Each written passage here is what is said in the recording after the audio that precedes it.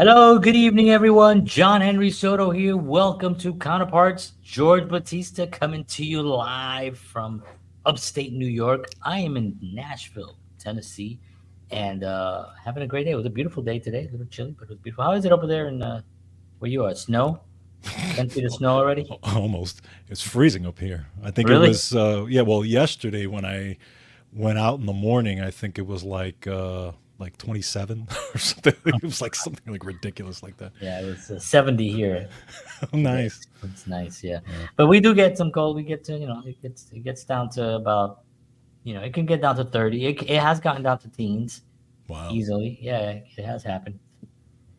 But that's enough about the weather. Want to thank everybody for tuning in. As I always say at the beginning of all these shows, is that we definitely do not take this for granted that you spent some time with us here because we appreciate it, and we also know that there's a ton of other things that you could be doing. So for you to click and just listen to these two Puerto Ricans from the Bronx talking, and we talk about positive stuff, and we talk about overcoming barriers, which we're going to talk about today, and we have some fun. We make some really really bad jokes, Yeah. but we know that there's a lot of other things out there you can be doing, and we appreciate you being here with us. So, with that said, please hang out, and we'll be right back.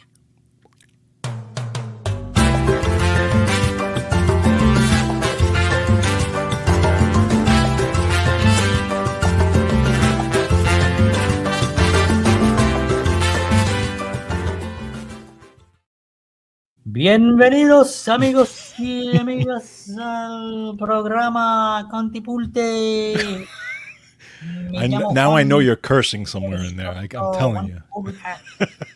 Um, so George and I have been having some great conversations about the show, about our future recently, and we're very excited about a lot of things, revelations, and sometimes it takes outside sources that care about you and that want to see you succeed to open up your mind and to clear away different things that have maybe been blocking you and just have a new perspective, basically. And I think that that's what's happened recently to us, and we're going to be talking about that in weeks to come, maybe even next week, um, on what's happening. But we are very excited, and we just have a lot of wonderful things in the works for everyone, because our purpose is always to help artists. um, George and I have been artists our whole lives, really. We've always been creative since we were kids. We were in bands together. We recorded records. We played a bunch of shows, and we had a wonderful time. And since then, we've continued that process, and we've devoted our lives to wanting to help people. So that is what this show is about. And that was one of our biggest revelations that we've had. And we're going to be talking about that more in the future. But first, before we get started, we do have a wonderful sponsor that we'd like to give some love to. So please, George, take it away. Thank you, sir. So the Counterpart Show is brought to you by Wellness Resources, a family owned, operated nutritional supplement company providing the highest quality, clinically formulated supplements since 1985. Find out why I love them, and they are the choice of many health conscious individuals around the world. Make sure you check them out at myvitaminresource.com. Now, of course, as our listeners and viewers, if you enter the promo code Counterparts at checkout, you will get free shipping on your order. Plus, every month there is a monthly special, so you can take advantage of that. And this month, they have 25% off their immune supplements. Great immune supplements. Again, we're getting ready for the winter, right? It's very cold up here. We got to get our vitamin D and all our immune supplements and our immune system up to par. So if you want to do that, make sure you check them out again at Wellness Resources at myvitaminresource.com. Cool. All right. So this week's episode, we're going to be talking about the overcoming barriers as an artist. Things that we've all experienced. There, sometimes, and maybe you can relate to this, George. Sometimes, don't you feel, even though you're with a band or you're with like-minded people, or you're, you just you're as an artist, you still kind of, this is me anyway, you still kind of feel alone sometimes Mm-hmm. because Mm-hmm. there's your own creative voice in your head that you constantly are working with and talking to, that nobody really hears everything that goes on, but you're True. thinking about creative things and you're listening to a piece of music and suddenly we just talked about Counterparts, the album by Rush, right? Which Yeah. Yep. we named the show after that album. And because of that, you were saying, "Oh, I haven't heard that in a while." Right. And you realize, but that's a conversation that you're having in your own head. You didn't go on social media and talk about it. You True. told me about it, and I was like, Right. "Oh yeah, that was something that happened." So that there's that creative stuff that's going on constantly, and can make someone feel kind of alone, Correct. at times. Correct. Correct. Um, you pound or you add on extra pounds of suppression on top of that. People who don't understand it, Mm-hmm. people who love you but and don't want to see you get hurt, Right. they recommend having something to fall back on and those kinds of conversations and stuff like that. um as much as they're trying to do good, they don't realize that they're actually destroying the spiritual being, the part of the spiritual being that lives as an artist, right? Right. Right. um and that part of it is really what we're going to be talking about today, and just different areas of that, and George, I'm sure you have your experiences with that as well. I do. And it's funny. I was thinking about it when we talked about doing this show, and we've talked about all the barriers you're dealing with, even just with family. That you think about as an artist. And I was thinking, like when you're a kid, it kind of because art, in and of itself, the way it's presently constituted in society, it's really not looked upon, in societally anyway, as a worthwhile endeavor. As a Into career, right, it's not like correct. a, It's yeah, not really looked upon. It's not really it's yeah, not highly regarded, right? So it's interesting because there's these phases, right? So when you're a 6 year old and you pick up a guitar and you start playing, your parents or whoever, or let's say they're not musicians or your family's not musicians, they're like, oh, how cute, little Johnny has his guitar, he's playing, blah blah blah. Then when you're 16-year-old and you're they playing still call me guitar, Little Johnny. They call me Little Johnny now, but anyway, exactly. that's another story. But but then when you're 16 years old and you pick up that guitar and you're playing, it's like, oh, he doesn't stop playing. He's making a lot of noise. What is he going to be, a starving musician? You start to get that thing, right? Yeah, Then when you're like 26, it's like, when you're going to get a real job, right. and you start to you start to go through those phases. So, again, if you don't grow up in a musical family who understands the art, right, it can be much more difficult because now you have to kind of go outside of that to find influence, to find like-minded people who understand you, and and when you have this calling you, like I always say that music called me. I didn't I didn't do anything. It literally was I there. It didn't. just Yeah, kept calling me, and I I don't had to remember do it. forcing myself to listen to music. Correct. You know what I mean? So yeah, so you have this, then you have this push and pull where I want to do this and I need to do this, but society and family and all this are trying to push me in this direction. Yeah, yeah, yeah, So it's not an easy thing, but yeah. this is where you have to kind of push through that, and there's a lot of nuances that go through that. And we can talk about different Yeah, things and stuff like that. So yeah, definitely. And I mean, it is definitely for me very real. I did rebel against you. We grew up yeah, together, so I rebelled against everything that I did not want to do. The school, menial jobs. Even though I didn't have an education, I'm like, who the hell am I to turn down a job? But I did because I was like, I ain't doing that. You know, right, for whatever reason, and whatever, people may say, oh, he was just lazy. He doesn't want to work. He doesn't want to do anything. But it was like I knew there was something better for me, and I knew that I could do more. But I had to, once you walk that line, and you make that commitment to that thing, that treadmill of life that you get put on, it's very hard to get off that treadmill, man, because correct, that thing just picks up speed, yeah, and then you can't jump off because now you're too deep in. right, And it happens, with guys that are our age, that aren't able to really go play music, Mm-hmm. that aren't able to do the things that they do, but they have their houses with instruments. They got their man caves where they go play. They have their friends that come over to play, but Right. they're not really out there doing what they want to be doing because they got on the machine. They Correct. fell for the traps, right? Right. And I say traps in, I say traps very, I'm saying it very literally. I'm saying it's a trap. I'm not using that as a metaphor. I'm saying that it's a trap. Now, people who have kids, kids are wonderful. You have them young, that's great. And that's a decision that you make, and you have to then be responsible for those kids, right? Mm-hmm. You know, now, having said that, the price of having a child and then trying to chase this career or this this insane industry, you know what I mean? That Mm-hmm. very few succeed in it, Yeah. Yeah. Um, but there's a lot of people making a living. Right. A lot of people making a living. You make 100 grand doing Ray Romano was talking the other day on an interview that I saw. And when he first got, he was on that show, News Radio, I think it was called. News radio. Okay. Yeah, he That's the one got with that Joe. gig. The one with Joe Rogan was on there. Joe Rogan Yeah. and Phil Hartman Right. and some other people I can't remember, but um, he got that gig. He was on that show, and he got fired like within a few days, like after rehearsals, because he just felt that he wasn't. He felt awkward. He wasn't. The audition went really well.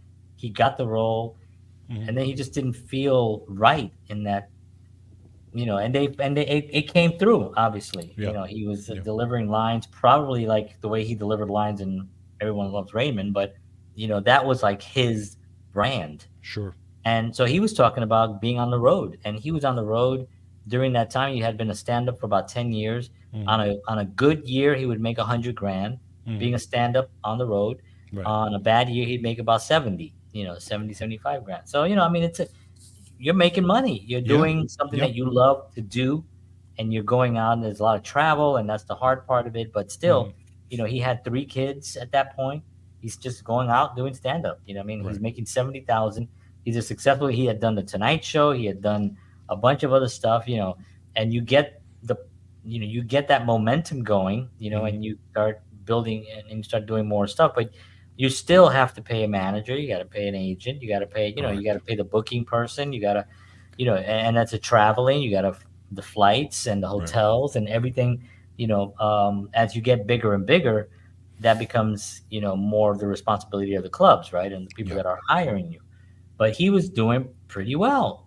So I find it you know uh, amazing that some people even and this is not to discourage anyone, but you have to love this. Mm-hmm. You have to love it.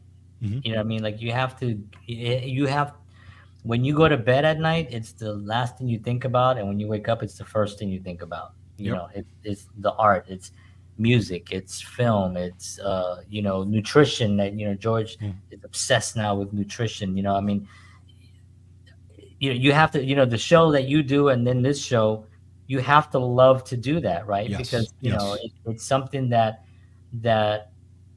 you know, people will look upon as sort of like what you said earlier, when are you going to get a real job Right. kind of a Right. mentality, you know what I mean? Yes. And Yeah. that usually comes from broken people. Mm-hmm. Their dreams have been shattered. Mm-hmm. Their environment was not the best, nurturing environment. There's a lot of things that you can go back and you can figure out why someone would say that, right? Right. Because I think about that with my kids. Mm-hmm. Like if my son or my daughter came up to me and they said they wanted to do, my daughter is doing dance now, my son's doing basketball. I mean, they're- I'm encouraging them 100%. I want them to do Sure. well, Sure. and if I see that they're, that maybe they can be operating a little bit better, maybe pay attention a little bit more to this, because I think you're really great. You're doing fantastic. Maybe if you focus on this, just as someone who's been around uh, art a long time, Mm-hmm. that's what I would do, but I would never be like, yeah, don't quit your day job. I had somebody tell me that once, like we had our new record came out. Mm-hmm. I think it was the last glass of no one Hmm. came out, and they wanted a copy. This was when CDs were still the rage, Right. and so I gave somebody a CD and stuff, and he's like, "Yeah, I heard it. I heard it. Yeah, it was good. It's good. You know, just don't quit your day job." That's what he says to me. You know what I mean? Of course, he lost all his businesses, Okay. which Well. I Yeah. feel bad about, but at the same time, I was sort of like, yeah, that kind of justifies the comment. But anyway, so those experiences are really, what this episode is about, and hopefully we can lay out some things. I have a couple of things that I want to talk about Cool. as well. What were we gonna say? No, no, I Uh, was just going to say, no, you're absolutely right. And sometimes there's difficult conversations involved, right? oof, I mean, very difficult. I've had many of those in my life with my mother, with my wife, right? mhm, And sometimes it just happens that way because, and sometimes there are artists that are born to parents who have a particular idea of what they want their kid to be, what they mhm, want their kid to do, right? They want let's say those parents have degrees in whatever it is, and they want their kids to follow in those right, footsteps. But that kid may be, for whatever reason, they have the gift of music. They have the mhm, gift of some kind of artist in them. It could be a painter, whatever it is. right, And there, and you've seen this in movies and stuff like that, where the kid is completely opposite of them, and then there's the struggle, because then yeah, it's like, well, we want you to do this. This is the life we envision for you, but this is not the life that I'm feeling as a kid. And this is right, kind of a little bit of what I went through, as a kid, because my mother had the thought for me of working in the city, and being working for the city, being a teacher, being whatever it is. And I had no interest in that. I right, was like, I'm not interested in doing that. And let's retire with a pension, and yeah, then we can sit down and just relax. And I was like, no. So you have there again. There's these difficult conversations you may have to have, and I'll talk about my wife later as well, because we've had conversations, very interesting ones actually. But sometimes you have to do that, in yeah. order to get your music played and your heart in the right place. You really have to, and it's sad because not a lot of education is put out there. When it comes to this, you know what I Right. mean. There's not a when you're in school, you're not, you don't take a class on perseverance, Right. on motivation. They don't teach that in school. They Right. don't teach anything valuable in school. Actually, to be honest, they teach you stuff to do a job, Yeah. to push papers and to answer emails and to do reports and to do spreadsheets and stuff like that. They don't necessarily teach you entrepreneurship or banking or investment banking Exactly. or not investment banking, but investments, Yeah. those kinds of things. And but this is something that should be taught also. Agree. Dealing with suppression and dealing with people that are you know people that are trying to move you away from your vision, right? Hmm. And that's really the main thing. Yeah. So one of the things that I wanted to talk about was, also before we kind of dive in a little bit more, was that the strike is over, Hmm. the SAG after strike that went on for months. And so that's good because I've done non-union projects in the last couple of months. I did a couple of those, um, but it's been really difficult to try to get, especially now starting the talent agency. It was sort of like, well, you can sign people, but you can't really put them out for a lot of any union work. So that's always a challenge.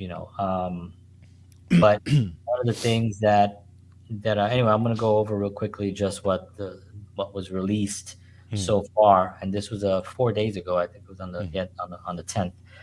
So it says here the SAG-AFTRA National Board met today in a video conference plenary and approved a tentative agreement for the 2023 TV theatrical contracts reached with the Alliance of Motion Picture and Television Producers, the AMPTP.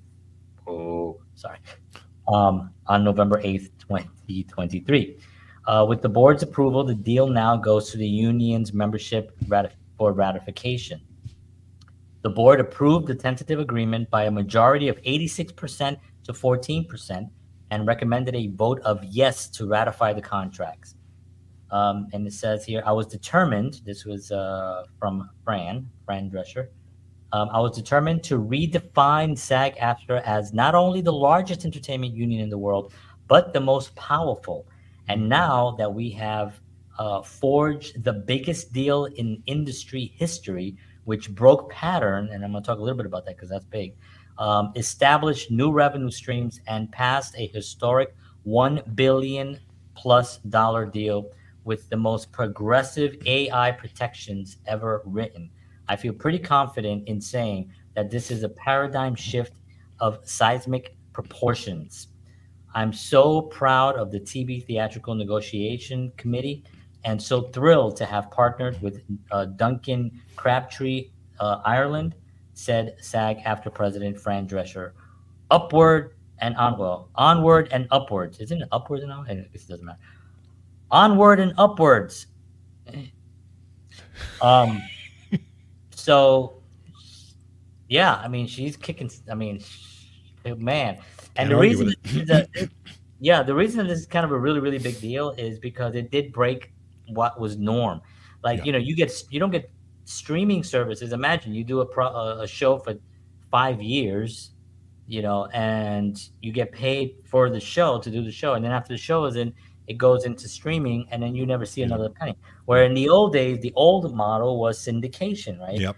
It made millionaires out of these actors that devoted their lives to entertainment, were lucky enough to get the breaks, and then delivered an amazing product during that time, right? Right. So, people say, like, oh, yeah, well, it's easy to do it if you get that much money. Shut up. You don't originally get that much money. Right. You start off with the idea that you wish you can do good, Yeah. right? That's the only thing you have in the beginning. I really want to do good because I really love this, right? Jerry Seinfeld is a perfect example. He's a stand-up comedian, very successful stand-up comedian. He did the Tonight Show a bunch of times. He's done all this stuff. NBC offers him a gig, and what happens? He doesn't get the first thing goes through. They don't really like it. They don't really know it. He has no ideas for shows. Then Larry David, of course, him and get together. They go to this like a Korean deli kind of place, and they start kind of making jokes about some of the drinks and the stuff that they couldn't pronounce and all that stuff. And then Larry was like, "Yeah, distribute a show." There you go. What? He goes, "Yeah, two comedians just talking about stuff," and that was the genesis of that. They had no idea what they were gonna do. They created a freaking monster. It was like one of the most successful shows in history, if not the most successful show, definitely financially. And um, but during the process of putting that together, there's no certainty. Right.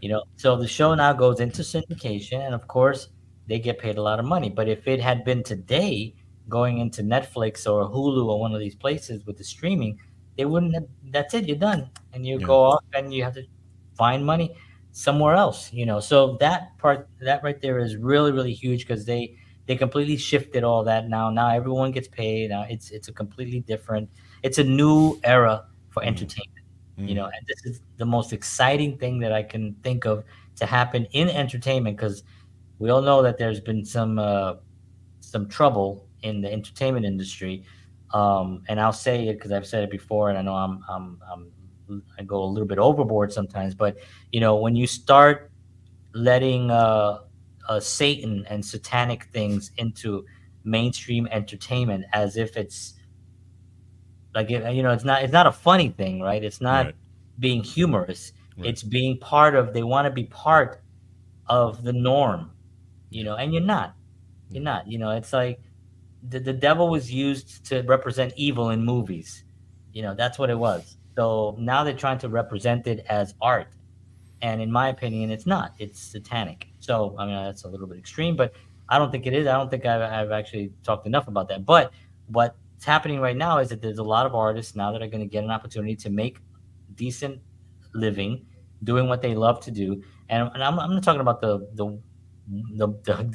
1% of the 1% of the 1% Yeah. that make a gazillion dollars by just showing up on a film set. I'm not talking about those guys. I'm talking about the working, not just actors. I'm talking about the whole I'm talking about the unions. I'm talking Yeah. about the grips. I'm talking about the guy who makes the food for the craft services. I'm talking, you know what I mean? The first AD, second AD, the third AD, all those people, the all of them, now will get a chance to actually make a, a living, and I think this was a really big deal for it. So that was one, and then of course the AI thing was massive, because AI is it's so crazy Hmm. that what the goal is, what the goal is of the AM, TPT or PT, whatever, is to have AI write a script, and then have AI software build the characters, and then have them build the sets, and then have them tell the story, and then sell the film without ever paying one person except the programmers. That's the goal. That's the goal. And will it get to that point? Probably. Unfortunately, I think there'll be some of that going on, but it's going to be sort of like people are going to look at it now like, is this real sugar or is this artificial sugar? Right. Right. Is Right. this the sugar that at least grows on a cane, that is natural to the earth, Hmm. that is better for you than the chemicals man-made garbage? Right. And it's going to have that representation at some point. People are going to be like, is this AI or is this real people? Because I want to hear about real people. I want to hear real stories told by real souls, not by algorithms. No, I agree. I agree. And again, it's that's the digital age in general because it's affecting everything, right? We've talked about the sports thing, right? How it's affected Yeah, that's sports, how it's affected all ruined these types of sports, in things. my opinion. And in my opinion, you're when you take the humanity out of any industry, whether it's sports, yes, Dorothy Perez says Absolutely, everyone Dorothy. deserves a piece of the pie. Absolutely agree with that. It's a Yes, big especially. pie. That's the thing. Yeah, It's a yeah. massive pie. Yes, you should deserve to be compensated, get a piece of that for the work that you generate and all this. And again, what I was saying was that when you take the humanity out of any industry, Yeah. it it it's not the same. It's not the same, especially when you grew up in the industry where it was all about the humanity, and now you're living in a different time where there's like not much humanity in it. Right. And again, I compare it to the baseball thing where the baseball is all about the analytics. Forget about the heart of the person. Forget about their will to win. Forget about, you know, the intangibles. No, Yeah. it's about the numbers. It's about what numbers you generate and, who did this how many times that's all they care about. I think And about I've Kirk Gibson. yeah, exactly. To He Kirk would Gibson not have been that. hitting He that would not home have been run, he that. wouldn't have been in there, He right? wouldn't even be in the game. Again, the guy who the guy who they take out in the last inning of a no hitter because they told him to because Statistically, statistically they the told him to numbers. do that, and then what happens, they get The killed. computer said do it. And that's why I've left, you know I, that's why I've kind of left baseball in a lot of ways. I'm not into it as much as I used to be because of that. You've Yeah. lost me on that. I will. I And was. Yeah, I haven't been into it, but when you and I had a conversation on one of the shows about this, mhm. I really left it. Yeah, no, I agree. I agree. It's and the same thing, you're going to look at the same thing when it comes to acting and these types of things, because when you start seeing the artificial stuff happening, and it's going to be totally different, That's you true, know Dorothy. There is no gut or heart in AI. That's for sure. Absolutely, absolutely. Nothing can replace the human Spirit. will, the spirit and the will to Yeah. accomplish, to do things. Yeah. Yeah. I mean, how many people It, have done amazing yeah. things in life because of this sheer will? A Yeah. computer cannot replace that. I don't care how much AI you put in it. It Correct. cannot replace that human will to win or create. Correct. Even for Right. the artist, right? Yep. For the artist and the chat GPT and all these types of things. You And it's know? funny, like the Jetsons had it right, because in the Jetsons, all the technology things were to for them to live better, to do Right. better things. So I like AI Sure. for a lot of things. Sure. For a lot of things. I started using it recently just because somebody told me, what was it? I can't remember. I had a conversation with somebody and they said it was an interesting thing. And I said, well, let me try to use it, and then I couldn't get on, whatever. But anyway, I figured it out, and now I could see it be of value if, let's just say, I'm writing a paper about the Revolutionary War, and I want to kind of have a format, or I want to have an angle on it that's my own angle. I'm looking at it through the point of view of a soldier on the front lines, or maybe a soldier in the back lines, or Hmm. a soldier that saw some his best friend die, or or a wife sitting at home waiting for who's not coming home, right? Wait. Right. So you use the different perspectives and the different ways that you want to look at and tell a story, and you write into AI a story. Give me a synopsis, or give me an idea for a story about this. It's going to spit out what the internet has already, Sure. right? But it's going to take your original idea from an angle. So then Right. that angle can give you an idea of something, and you can look at it and be like, oh, okay, yeah, okay, that's a good idea. Never will it write the whole thing, because it's never going to be good, because it's always going to be something that's already been out there, already Correct. communicated. So it's never going to be good. Right. And I know, because I've read stuff that's AI, and you can feel it. And matter of fact, there's a thing where you can read an original. Okay, if you take one page of Hemingway and just read any page in any book of Hmm. Hemingway, Hmm. right, and then take an AI story and take the same scenario, whatever the book is whatever the book is, and then write an AI would write one page about that subject that Hemingway was talking about. It's going to be crap. I guarantee you, it will be crap. You'll read it and you'll be like, "This sounds so robotic. It sounds Yeah. so fake. It sounds There's no heart in it." What Dorothy said. There is Yeah. just no heart there. Correct. So that to me is really the biggest win, for the entertainment industry right now, is that we're going to be protected. Um, I would hate to have another short Puerto Rican photo. They take this amazing physique that I have here, and they start using it through eternity to tell amazing stories with this amazing, and especially this. You take this, if you AI this, I'd be so pissed. So at least now I feel protected. Um, Yeah. So anyway, so congratulations to everybody that worked so hard, and all those that were on the picket line, and they were out there fighting, and Fran Drescher, who's leading the charge, and her whole team, just so committed and so just wonderful people. It's just really, really great to see that happening and stuff. So congratulations to everyone there. Um, so moving into our subject, um, you were saying. I had something that I opened up here. What were you talking about, George? What in our subject as far as what we're Yeah, talking yeah, about today? yeah. No, I was. Did I? Well, the last thing I talked about was having difficult conversations. Oh, right, right, right, right, right, Right. right, right. Yeah, because I mean, if you have a lack of resilience in this industry, you're dead. Yeah. You're Yeah. dead. Yeah. You're dead. I guarantee you. I mean, rejection, criticism, setbacks. If you don't have thick skin, if you can't bounce back from failures, if someone says something negative to you and your mental health um, is too weak, that you don't get out of bed for a week because somebody said that they didn't like my dress, whatever. If you're in that space, first of all, reach out to me and I'll help you get out of that space. But also, if you stay in that space, you will not make it. You will Right. not make it, because it's a constant struggle. I mean, George and I have been doing this show now for going on over 2.5 years, and we still right now sort of learning things, Hmm.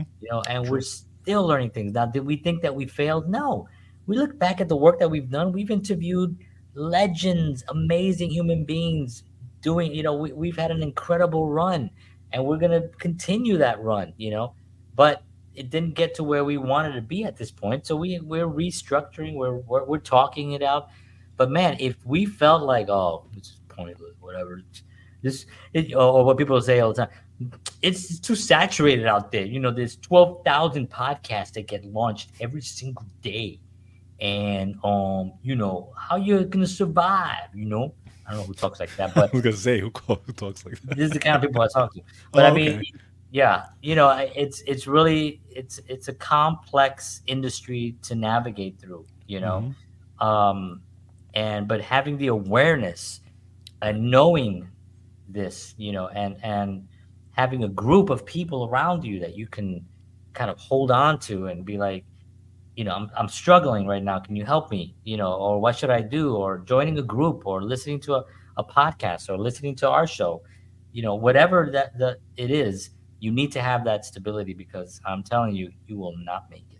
Well, think about it. You and I, right? We got into music. We started, it's not like when we started, our music career, like music had just started. No, Right. there were like the Beatles were, the Beatles had The come Beatles and had already gone. broken up. Yeah, Led Zeppelin came and went, right? Yeah. I mean, the greatest, some of the greatest musicians and artists ever had come and go, and we're just starting our little band Yeah. at that. You know what I'm saying? So it's not like we were saying, well, it's saturated, so we shouldn't Yeah, I try it. mean Pearl No, Jam and Nirvana, you know, that was our era, right? right? And the Red Hot Chili Peppers are out there. There's no way we're gonna make it with those guys out there, And it was we had other issues, we had lack of other things, you know what I mean?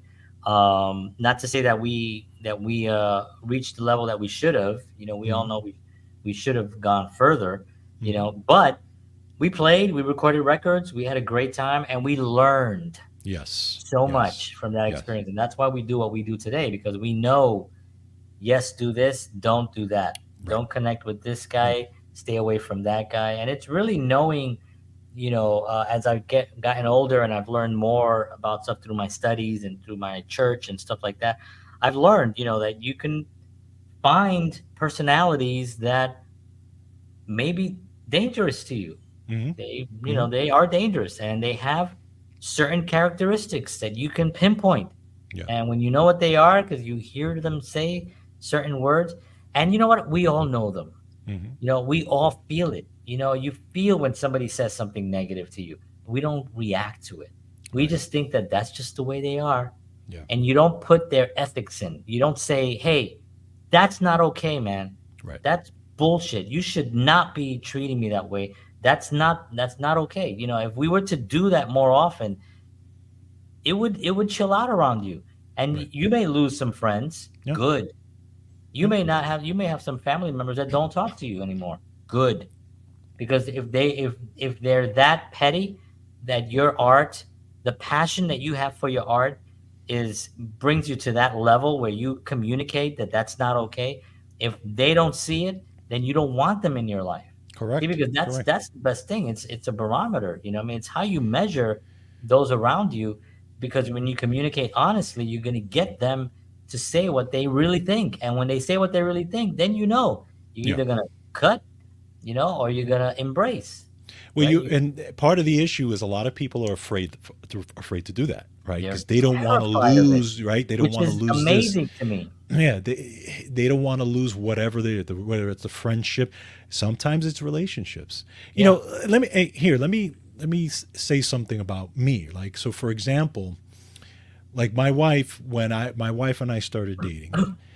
She, I had a conversation with her. I was very upfront, especially when we were serious and we were dating for, a few years and everything. And I was very upfront. I said, you have to understand that music is a part of my life. Yeah. There's going to be a part of you that shares music with me, that shares, it's just of who I am. This is, Yeah. Yeah. this is what I need to do. And if you're on board with me, great. Let's do it. Okay. We had to have that conversation because she had to understand that this is something that this is where I came from. This is what I was doing. And she understood that. Now, my wife is not a musician. My wife really, at the end of the day, we were kind of polar opposites, really, when you think Yeah. about it. Yeah, man. But she understood that point Yeah. and she was willing to go with it and say, okay, let's do it. And then, and then getting married and doing all these things. Now, I made my wife a part of it. She came to the Yeah. gigs, she Yeah, hung I out with remember. us, Always, right? We had a group, we would go out, always, we yeah. would hang out, we would do all these things, and she was a part. She had a great time Yeah, it in was these fun. types of things. But there was also the tough times I was where she had to be home and I was gone, right? Right. There was a times where, I had there was a time where I had to make a difficult decision where I was asked to be on a recording session on Valentine's Day. Oh man. And it was a good buck. It was a Yeah. good buck. It wasn't like a $20 Yeah. day. It was a nice chunk of change. And I had to weigh the decision of, and it was like maybe 3 or 4 hours on a recording session. I was like, but it's on Valentine's Day.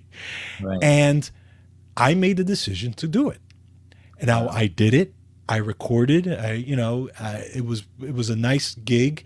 I got a nice chunk of change. Now I can I tell you that my remember February 15th when you had the black eye. I do remember that. I could tell you my wife was not happy. Okay, I'm was not sure. happy. She was not. Yeah. Okay, Yeah. but what do I do I not do it? And do I and the other You have the other that piece. regret and you have that Yeah, well, the here's the loss. other piece to it also, right? Getting married, for example. And again, everybody can, has to look at it in their own way because everybody's circumstances are different. But getting married, do I say, okay, do I give up music, get married and go on that train?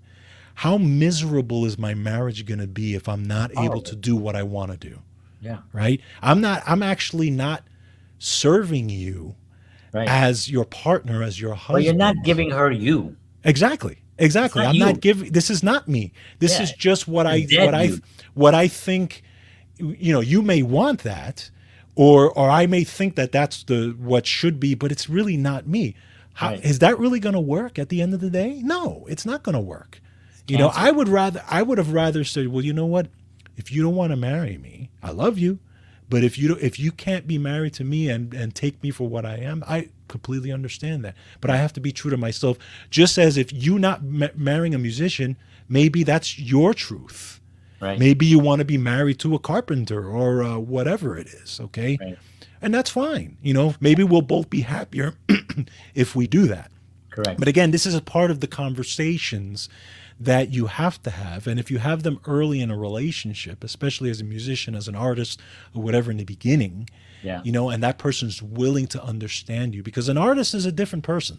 Yeah. They And they're they're not. mentally they're in a different place. They are. Yeah. 100%. And I think, and it's great, a great point that you brought that up because I actually remember also having that same conversation with my wife Right. and telling her exactly this. I was like, you have to understand that this is it for me. This is all Hmm. I think about. Now she beat me senseless, but the point that I'm making is no. But she said, okay, fine, and you know, in all honesty, to be fully transparent, I didn't go along with that. I still retracted. I retracted, and tried to become something that would make her and her family Yeah. happier. And I went through a lot of ups and downs, a lot of downs, and I was always wondering, like, why is this struggle? When I found out what the reasons, and I realized it's that I was just not really. You grew up with me. You know Yes. that I would grab my bike and I would just go wherever I had to go and I'd do whatever I had to do. And the things that I did not ever do. I never took drugs. I Right. never sold drugs. I never drank alcohol to excess where I was like I had a problem or anything like that. So I never did the chemical things. But I always did what I wanted to do. Yeah. You know, and but when I found that there was this big missing chunk of who I was that was lost, Yeah. it literally lit up my life and it until this day, I don't I don't ask, can I do something, and Right. that not every woman is going to be on board with that. Correct. It's just not something but my wife's an artist as well, so Hmm. she does understand that, and this was something that she didn't have when we met, and now it's blossomed, and her art is amazing. And I talk about her art a lot on the show, and Hmm. so she's in that world as well now. I had to recruit her. But now, it's like when I have things to do, I go do them, and it's not always a great thing. And I do make sacrifices. I don't go to the game, my son's basketball game, which I didn't go to last weekend because I had an appointment with a client, and Yeah. I had to Yeah. go do that. It's not you do make these sacrifices, but you make it for them. I do Yeah. spend a lot of time with the family. I Sure. try to spend as much time as I can. I'm home.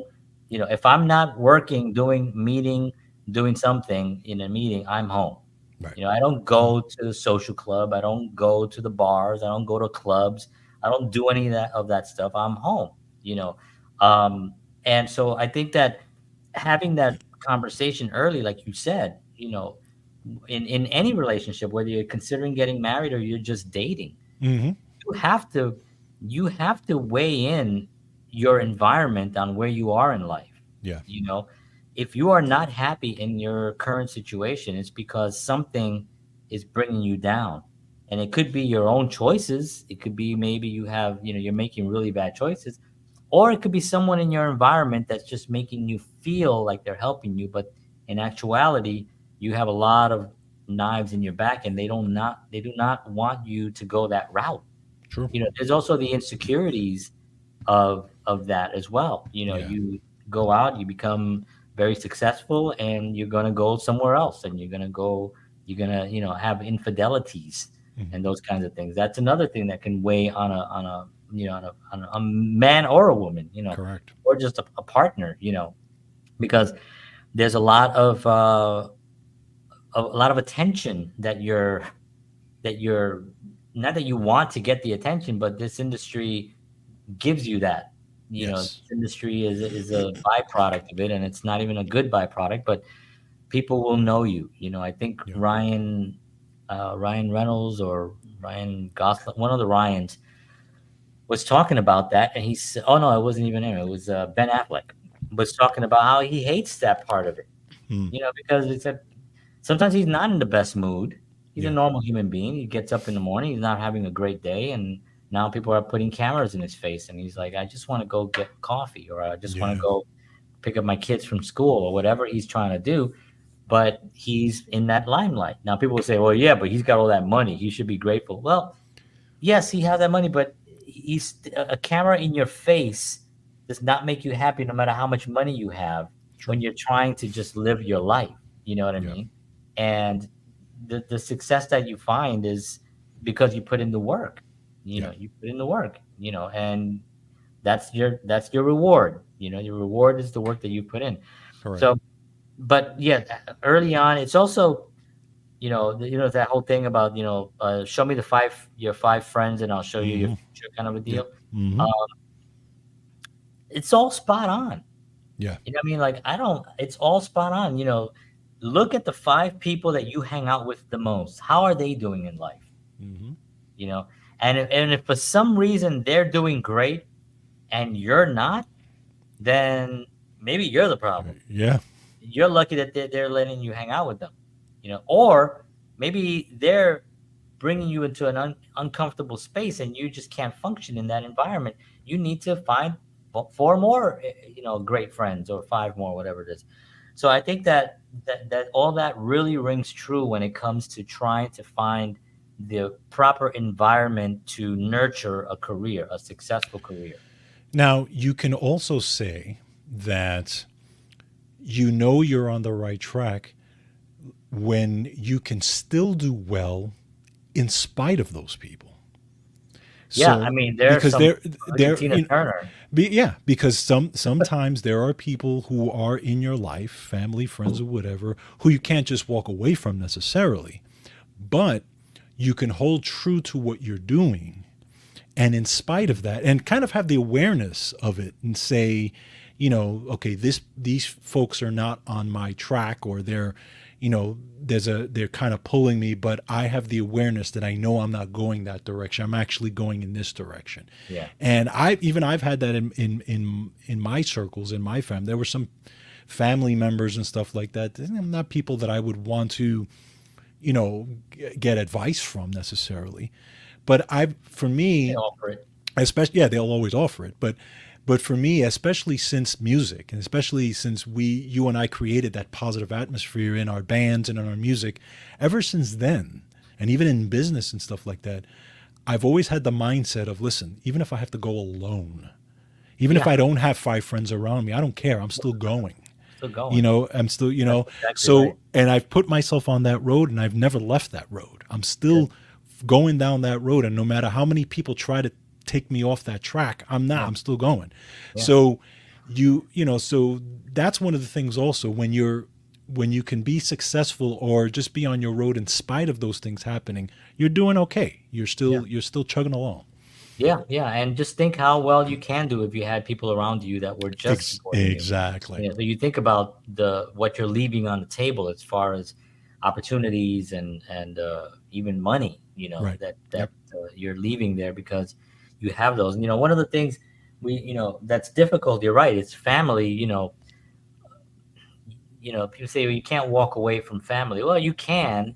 It's not easy. You know No. what I mean? But and I've done it. And Hmm. it's challenging. It's not an easy thing. And we won't get into it. George and I have our cousins, so we have family that we both know of. But they were pretty damaging to my family, and I had Hmm. to Hmm. make sure that stops, and I did Right. stop it, and I had to walk away from that. And that kind of a decision is what ends up happening is suppression. You can't live with suppression. You Right. can't deal with suppression, right? You can go along with certain things, and if it's not really that damaging, you can move on, because we all have people around you. And there's somebody right now looking at what we're saying that's positive, like this. You know what I mean? There's Right. always somebody who's looking Sure. at you like, guy always talking smack. He thinks he knows everything. You know what I mean? I'm sure that goes on. You know what I You'll mean? get Because an they email try. about it. Yeah, I'm sure. I'm fine. Send it. I get. Trust me, I get enough messages from people telling me to shut up, and I just I'm love them sorry I more. sent that. Good. Yeah, I was like saying, George, why every week? I mean, every week. You think I don't recognize all the emails? You just changed George and Batista. Batista George, G Batista, George G. I know them all. So, but when you make that decision, it really does enlighten your way. It Yeah. really does brighten your way, and you can really see. And it may be a little painful, but I guarantee you that you're not the only one. Correct. And I guarantee you that when you do make that decision, that they're going to go off and they're going to tell other people, and those other people are going to come to you and say, "Hey, what happened?" And you're going to tell them what happened, and they're going to be like, "Yeah, yeah, they did that to me too."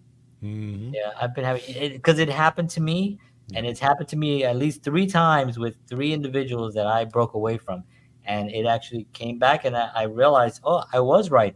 They were just living along with it. So you Yeah. can't. What I was saying before was like you can't. Living with depression is bad. It's how you get illnesses, right? Hmm. Sure. Suppression has to be shattered. Right. Shatter suppression. That's what you do it. And you shatter it by confronting it and being like, that's not okay. I don't like that. I don't want to hang out with you. I don't want you to come to my shows. Hmm. I don't want to work with you. And if they're paying you $1 million, then you just lost $1 million. Yeah. Or you take the $1 million, live with the illnesses and the suppression and the miserable, and start taking drugs or whatever, and then you're gone, and then you're done. But you got your $1 million. Well, good for Right. you. You know what I mean? Right. You have to make those tough decisions, and Hmm. you can't really rely on uh on someone that's making you feel bad. You can never rely on them just because they're providing something that you think you can't live without. Correct. That could be Correct. love, that could be money, that can be your house, that can be so many different things. But finding a way, first of all, there's communication. That's the first step. Hmm. And you communicate your thoughts.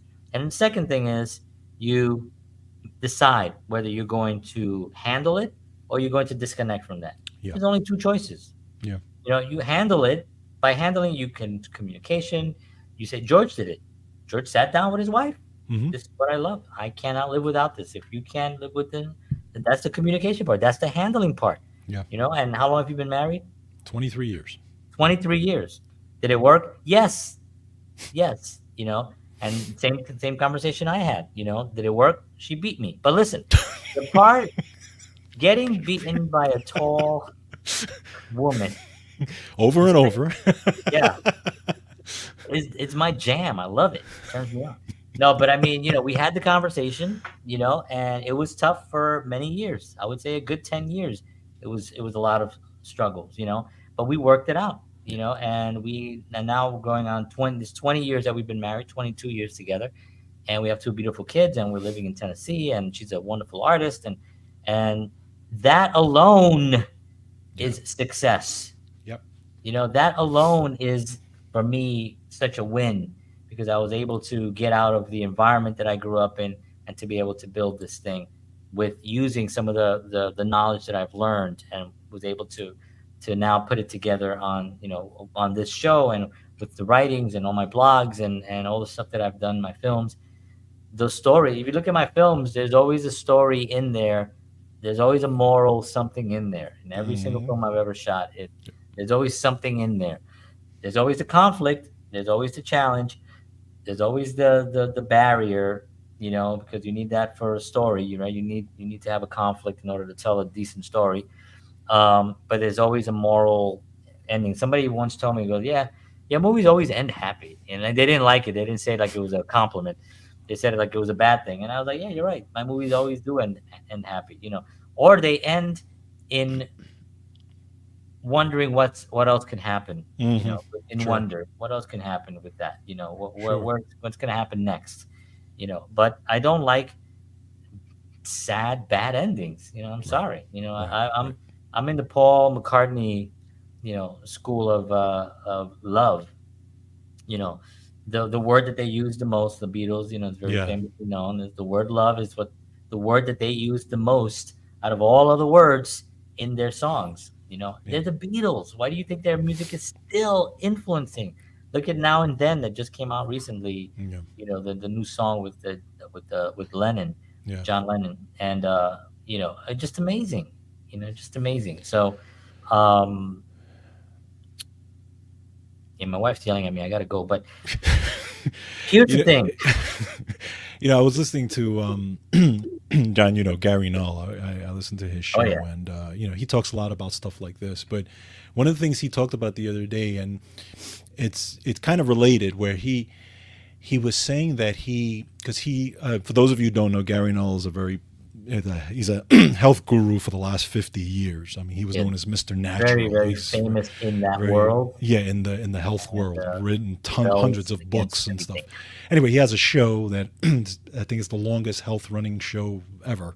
Yeah. And so I was listening to his show, and one of the things he said was that he would do groups, and in the groups, in like a retreat or something, and one of the things he would ask them is how many of you in this group have felt that you've wasted time in your life doing something or with someone. Oof. And a whole bunch of hands went up. Yeah. And one of the hands that went up, excuse me, I'm stuck in my throat. He said that it was a woman who was married for like 40 something years. And she said that she felt that she had wasted 40 years Ugh. of her life in this relationship. Okay. And he was like, why why would you? And it was something I like, know oh, people have done I that. forget, but I forgot what the answer was, that she just kind of fell into it, got used to it, whatever, this and that, blah, blah, blah. And he was like, think about that. Think about how many people waste their life with the wrong partner, with the wrong thing, with the wrong whatever. So, when you kind of think about it, not to say that you're necessarily with the wrong partner or whatever the case may be, but like John said, you don't want to fall into that trap Yeah. of wasting your life, let's say as an artist, where you're all of a sudden 5 years, 10 years, and you haven't touched anything. You haven't painted, you haven't acted, you haven't played, you haven't done anything. And there And you're hasn't been any feeling, encouragement on and it that. hasn't, correct, and it hasn't been an encouragement, only because the life that you're leading now is the life that they want you to lead, that again that people want to put you in there. Yeah. Don't waste time. Don't Uh, waste time. Just no. do your thing. Sing your song, do what you need to do, Find a group. Exactly. Find Find whatever it people is. that Do even a Facebook group, yes. simple stuff. I mean, you don't have Exactly. to get too crazy. One of the things that I talk about is, we talk about the four phases that I have in the talent agency. And the first phase is just about everything that we're talking about. These are the questions I would ask. Yes. Because as a starting a new agency, which first of all, I want to thank Dorothy, because she said great agency you have as you have started. So thank you, I appreciate Thank that. you, Dorothy. um One of the main things is that it's not that I don't want to invest time in people that are struggling, but I think it's dangerous for me and my clients to associate with someone whose mindset is really bad, or Yeah. who's connected to someone that's really bad.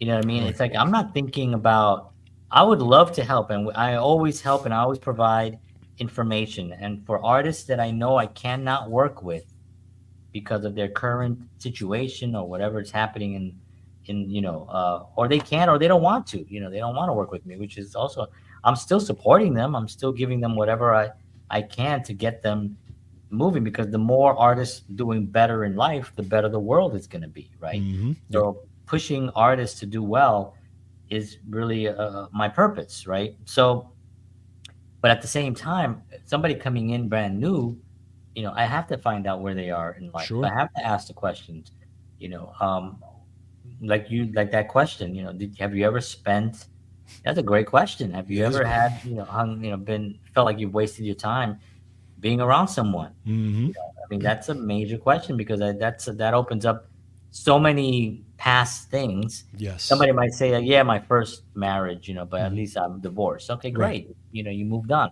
But if you're thinking and you don't want to say it, my current wife or my current husband, and you just don't want to say that, and you say, well, I had a boss once, and you're just lying to yourself, Yeah.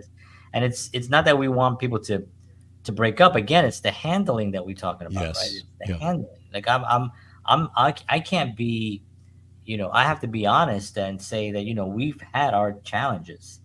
This was Sure. not, perfect. This was a tremendous amount of work, and it still is to some degree in a lot of areas, you know what I mean? Mm-hmm. But if you're willing to work on it and you're willing to have that conversation, then you can get to a point, and you can get somewhere that makes sense. And if she, recommends something, and I'm saying, well, I don't really want to do that, we have a conversation about it, or vice Right. versa. You know what I Right. mean? It's not like, well, no, I'm not doing that. I don't, that's not, that doesn't work either. You have Right. to have a conversation about it, but there's a lot of emotions in artists' heads, right? And Yes. there's a lot of insecurities and stuff, that, as I get older, a lot of them been handled, but they're still there sometimes. You Mm-hmm. still get things, and you still. So I think it's important to really be able to focus on that handling. And if you need assistance in that area, and if you just want to have a conversation in that area, you can always go to this website, which is jhstalentmanagement.com, and you can schedule an appointment to just have a 30-minute conversation with me. You can tell me what you're going through, and I will help you. I will give you tools that you can actually utilize, that you can apply on that day to handle those situations. You have to come honestly. You have to come with an open mind. You have to come with the understanding that not everything I say you're gonna maybe agree with. You may disagree with some of it, and it's okay. And if you say, you know what, I disagree with you, I don't really want to. That's fine too. You know what I mean? But if you say, like, yeah, I don't want to confront that right now, that's fine too. It's on you, right? I mean, at the end of the day, whatever we confront is what is going to dictate where we go in life. You're right. And if we don't confront something, well, then that's your master. You If are you don't correct. confront the job, if you don't confront your boss, if you don't confront your spouse or your partner, um, that's your barrier. Yeah. That's your future. It's that you can't pray it out, Right. unfortunately. Because prayer is wonderful and prayer is powerful, and I believe in prayer, but at the same time, Correct. action dictates. You say your prayer, you say, I'm going to have this conversation with my husband, my wife, my partner, and I hope it goes, God, please give me the strength to have this conversation, right? But you got to have the conversation now. Correct. You can't be like, please just make them be better people.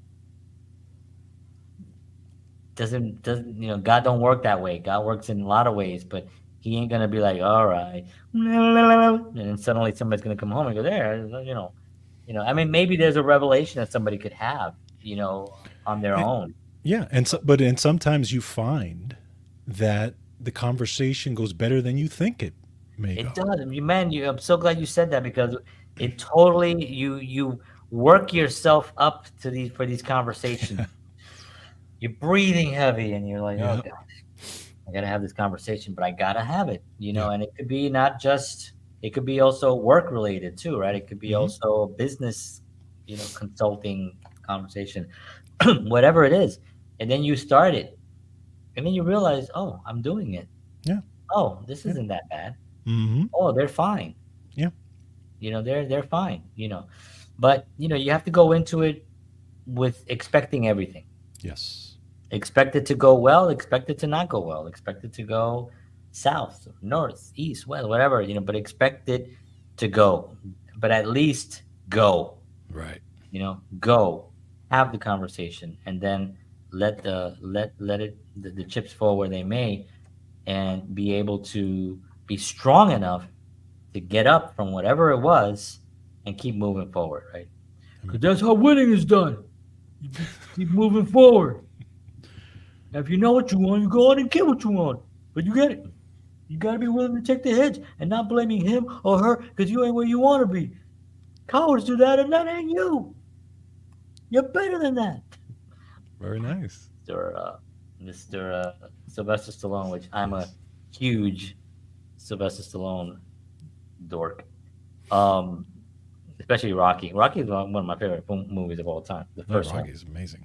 Rocky, isn't it right? I mean, man, It's it's isn't the it like ultimate story. It's just it really it's is, man. yeah. It really is, man. Yeah. And I watched it. I still to this day, and I probably did it like a few days ago. I went on YouTube and I watched some of the endings of those fights, and it's Mhm. like,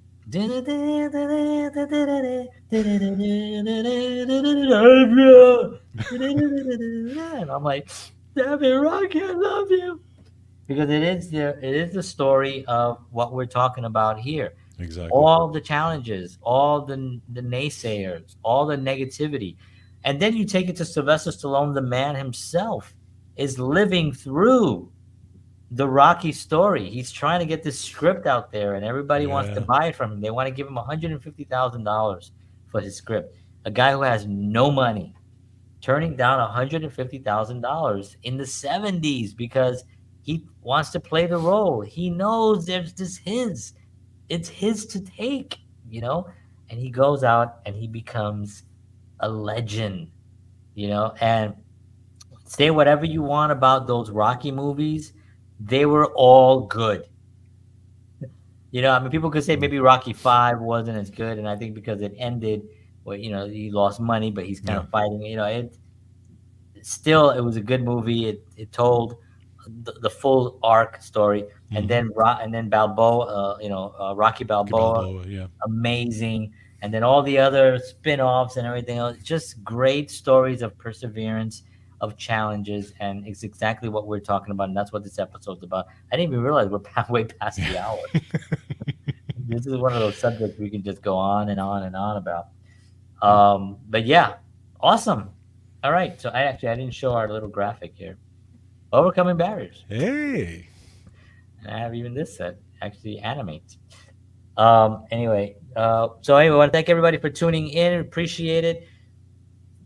We are actually going to be doing a few overhauls here. The show, the product that you've been seeing, the interviews that we've actually done are going to be better. the past shows have been fantastic. Our interviews with people like uh, s- um, give me a name now. I can't Oba think. Babatunde, Oh, Batunde, Steve Smith, Kenny Kenny Aronoff, Aronoff, Kevin Eubanks, Kevin Lee Eubanks, Haney, Dave Sanchez. Dave Sanchez. We had Hana Lee on. We had Tim Sabatino on. We've had Yes. amazing, amazing artists, and those conversations are amazing, and they're going to continue to be amazing.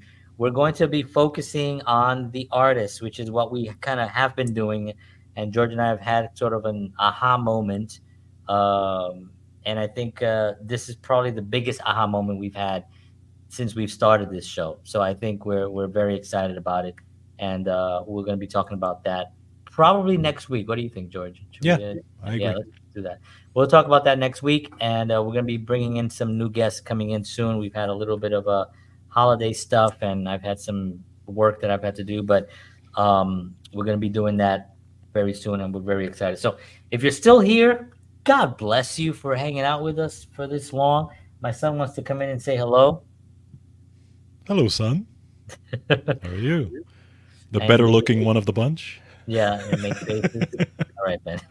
You're live, by the way. People are seeing you right now for eternity. Okay. Okay. All right. Well, thank you for joining us. I don't know where he gets his silliness from. Yeah. So I want to thank everybody for tuning in. We'll see you all again next week, 7 p.m. Central, 8 p.m. Eastern Standard Time.